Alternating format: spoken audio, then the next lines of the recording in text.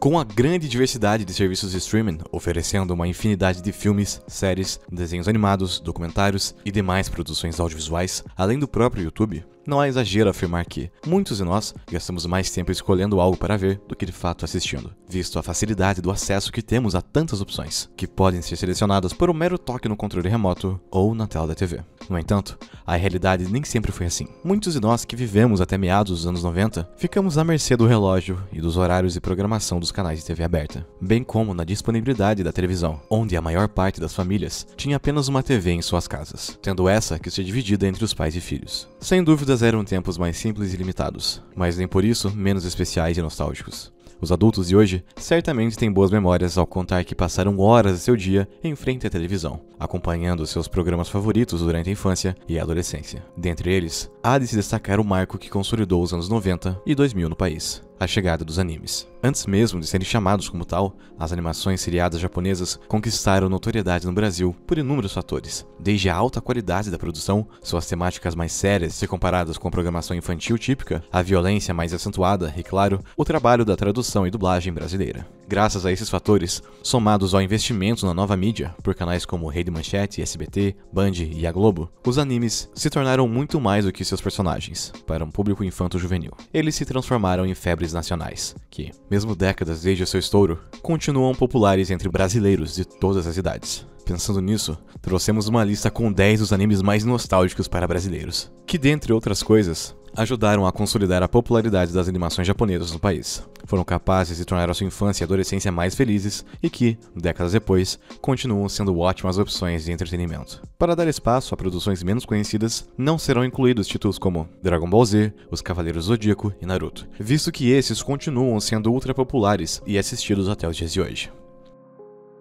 Street Fighter 2 foi a pedra base para a consolidação dos videogames de luta, criando um modelo que continua a ser seguido e aperfeiçoado por inúmeras franquias de sucesso, como Mortal Kombat, Fatal Fury e King of Fighters. Tamanho impacto não se restringia aos videogames, e logo surgiram derivações e adaptações baseadas nos games, dos quais se destacam a animação para cinemas e a série animada Street Fighter 2, Victory, ambos lançados em 1994. No caso desse último, temos no anime uma versão que toma certas liberdades em relação à trama e à caracterização dos personagens, como o fato dos protagonistas Ryu, Ken e Chun-Li estarem mais jovens, além da ausência do torneio mundial de luta organizado pelo vilão Bison. Felizmente, a adaptação mantém a essência do jogo e direciona seu foco no que realmente importa: as cenas de combate. Com um grande trabalho de animação e efeitos sonoros para dar peso e impacto às lutas, Street Fighter 2 Victory ainda se beneficia de uma trilha sonora memorável composta por Masahiro Kawasaki, com destaque para as músicas de abertura e encerramento, além do eterno tema musical que toca nas cenas que envolvem o treinamento de Ryu para dominar a técnica do Hadouken. No Brasil, o anime foi transmitido no SBT e na Cartoon Network, entre os anos 90 e 2000, onde foi dublado pelos estúdios Megason e Master Sound, que, assim como aconteceu em Yu Yu Hakusho, também tomou liberdades em relação à tradução, adicionando gírias típicas do nosso país e dando uma identidade própria ao trabalho de dublagem brasileiro. Mesmo não tendo conseguido a mesma repercussão em seu país de origem e nos Estados Unidos, os brasileiros abraçaram essa adaptação, diferente, mas recompensadora, de um dos videogames mais importantes de todos os tempos.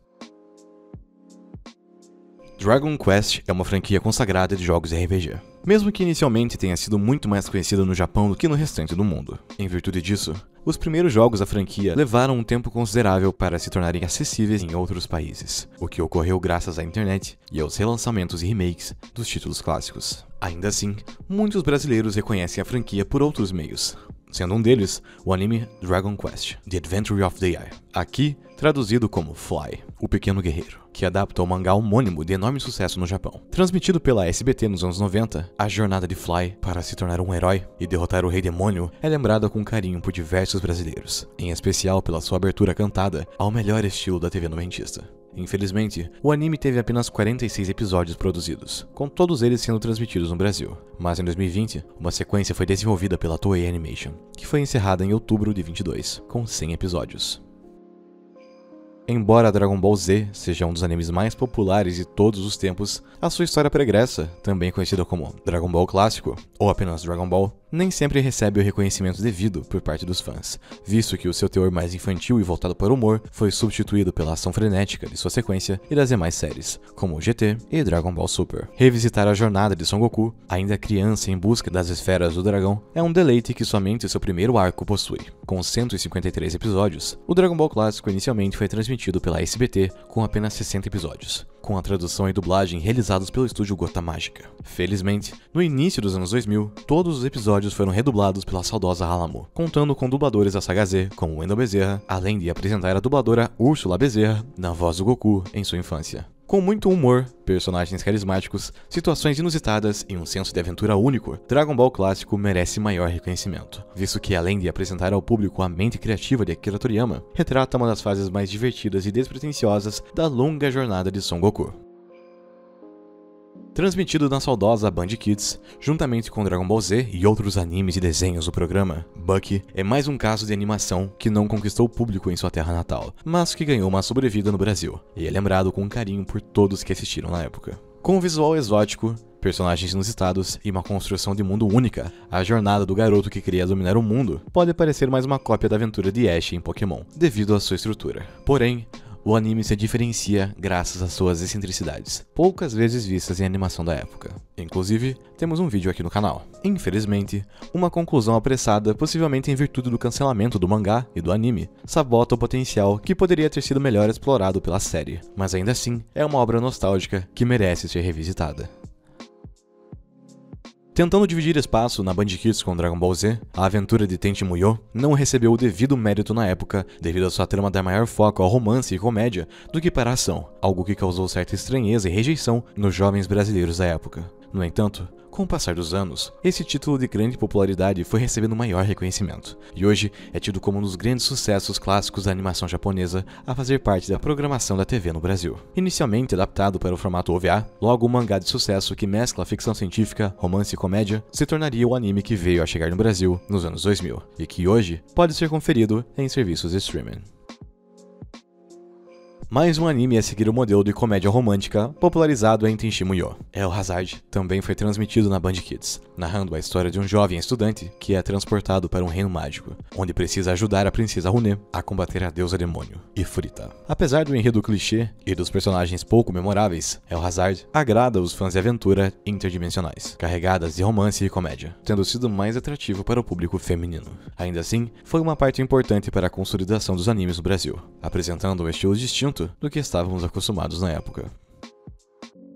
Um dos maiores sucessos da TV Globinho e da Cartoon Network, Sakura Card Captors, à primeira vista, pode ter sido visto como um anime voltado para o público feminino, mas o carisma de seus personagens, os momentos intensos de ação e o humor e o romance, em dose certa, tornaram a produção cativante para todos os públicos. Produzido pela Madhouse, mesma responsável por animes de sucesso como Death Note e a nova versão de Hunter x Hunter, Sakura Card Captors se estendeu por 70 episódios, todos dublados em nosso país, além de filmes e OVAs, que o tornaram um sucesso no mundo inteiro. A jornada de Sakura, Shohan e companhia em busca das cartas Claw prosseguiu em sua sequência, Card Captor Sakura Clear Card, em 2018, mas ainda sem tradução em nosso país. Mesmo assim, a versão original segue como um dos animes mais adorados a passar na televisão brasileira. O sucesso de Os Cavaleiros do Zodíaco no Brasil foi avassalador, rendendo inúmeros produtos derivados, filmes, relançamentos, redublagens e uma comunidade de fãs muito fiel à obra de Masami Kurumada. Tendo feito sua estreia na saudosa Rede Manchete, a lenda dos Cavaleiros de Atena inspirou outras obras, que seguiram com a ideia de cavaleiros trajando armaduras para defender o mundo de ameaças cósmicas e entidades divinas. Dentre diversos derivados desse conceito, um que se destacou no Brasil foi Shurato. Servindo como substituto após a febre de Seiya e companhia, a história do estudante de artes marciais que é levado, juntamente com seu melhor amigo, Gai, ao mundo celestial para ajudar a deusa Vishnu a combater os deuses Yasura e a deusa Shiva, conquistou considerável fama em nosso país. Trocando a mitologia grega pelo budismo e hinduísmo, Shurato vai muito além de ser uma mera cópia de Cavaleiros do Zodíaco, trazendo uma qualidade surpreendente de animação, personagens marcantes e confrontos épicos, enquanto trata sobre temas como amizade, amor, sacrifício e responsabilidade. Na parte sonora, o anime também se destaca, inclusive em sua versão brasileira, que conta com dubladores de renome como Marcelo Campos, Hermes Baroli, Cássius Romero e tantos outros, além da excelente tradução da música de abertura cantada por Graça Cunha. O sucesso do anime no Brasil foi notável, e assim como aconteceu com Cavaleiros do Zodíaco e Samurai Warriors, diversos produtos licenciados chegaram ao nosso país, em especial brinquedos, sendo um dos poucos que conseguiu manter a sua popularidade até os últimos anos da Manchete. Após isso, ele passou a ser transmitido pelo canal Rede Brasil. O futebol é uma das maiores paixões dos brasileiros, e um anime sobre essa temática certamente seria um grande atrativo para a televisão do país nos anos 90 e 2000. O resultado foi exatamente o esperado, e o título em questão foi Capitão Tsubasa, traduzido em nosso país como Super Campeões, que mostrava a jornada do jovem Oliver Tsubasa em se tornar um dos melhores jogadores do mundo. Embora o título nacional não indique, a versão que chegou ao país pela Rede Manchete foi a segunda adaptação do mangá homônimo, sob o título de Capitão Tsubasa J. A proposta da versão J foi de condensar os episódios que adaptaram o primeiro arco do mangá e prosseguir a história dos volumes seguintes. Apesar de não ser a adaptação mais aclamada da obra de Yoshi Takahashi, Capitão Tsubasa J foi a porta de entrada para muitos brasileiros que ainda receberam a elogiada versão de 2002, transmitida no Cartoon Network e que também aderiu ao nome Super Campeões. Sem dúvidas o mais popular da lista, e ovacionado pelos brasileiros. Yu Yu Hakusho foi um fenômeno na televisão, sendo equiparado e para alguns até superior ao sucesso de Os Cavaleiros do Zodíaco. A criação de Yoshihiro Togashi, mangaka também conhecido pelo hit Hunter x Hunter, a história do rebelde Yuzuki Urameshi, se tornando um detetive espiritual e combatendo os demônios com seu amigo Kuwabara, Riei e Kurama, foi um sucesso mundial, com mais de 500 milhões de mangás vendidos, e com sua versão no anime transmitida no mundo todo. Felizmente, nós, brasileiros, tivemos o privilégio de nosso país ser um dos primeiros do ocidente a ter contato com a versão animada graças à Rede Manchete, que teve contato com os episódios de Yu Yu Hakusho e imediatamente providenciou a tradução e dublagem para fazer parte de sua programação. Não fosse bastante, a dublagem brasileira, criada pela Audio News, realizou um trabalho massivo de adaptação do anime no país, adicionando termos, sotaques e frases de efeito típicas do Brasil para conferir uma identidade única a Yu Yu Hakusho, algo que se tornou referência em diversas dublagens posteriores, como em One Punch Man e Dragon Ball Super. Além disso, a escolha das vozes não poderia ter sido mais certeira, contando com grandes profissionais do ramo, como Marco Ribeiro, José Luiz Barbeto, Peterson Adriano, Fernanda Crispim, Miriam Fischer e tantos outros, que incorporaram seu talento e personalidades para dar vida aos personagens, em suas aventuras que, como poucas obras do gênero, conseguem mesclar humor, romance e ação em um perfeito equilíbrio. O sucesso do anime foi tamanho que, além de inúmeros prêmios, diversos produtos licenciados surgiram, incluindo games, brinquedos, OVAs e o vindouro live action da Netflix, previsto para esse ano. Ao longo de 112 episódios, distribuídos em 4 arcos, Yu Yu Hakusho fez história e assisti-lo hoje em dia continua sendo uma experiência tão memorável quanto nos anos 90. Ao longo da história da TV brasileira, inúmeros animes fizeram história e mereciam um lugar nessa lista, como Sailor Moon, Fantomas, o Judoka, Speed Racer, Samurai Warriors, Samurai X, Trigun e tantos outros que se tornaram parte indissociável da infância e adolescência de muitos brasileiros. Mas, com essa lista, temos títulos que, em maior ou menor intensidade, serão capazes de despertar a nostalgia dos fãs da velha guarda, ou de introduzir novos entusiastas aos primeiros animes que tivemos a chance de acompanhar em nosso país. Trata-se de uma parte importante da história de uma época que, feliz ou infelizmente, não irá voltar mais, mas que para sempre será lembrada com as memórias de se ligar à TV da sala, no horário programado e ser transportado para um mundo totalmente novo.